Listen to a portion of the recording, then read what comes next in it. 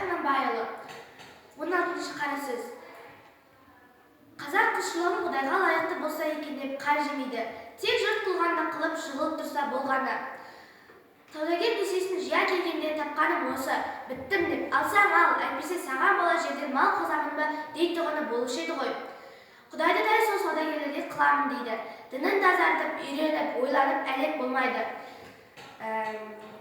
Қартайғанда оны қайдан үйрене аламын. Оқымадым демесе болады-дағы, тілімнің келмегенінен қайтушы еді дейді. Оның тілі өзге жұрттан бөлекше жаратылып па? Абай Құнанбайұлы жазғы тұры қалмайды қыстың сызы, масатыдай құлпырар жердің жүзі, жан жануар адамзат анталаса, атарыла елжірер күннің көзі, жаздың көркі енеді жыл құсымен, жайраңдасып жас күлер құрмысымен, көрден жаңа тұрғандай кемпір мен шал, жалбандасар өзінің тұрғысымен. Қырдағы ел ойдағы елмен араласып, күлімдесіп, көрісіп, құшақтасып, шаруа қуған жастардан мойны босап, сыбырласып, сырласып, балқын басып.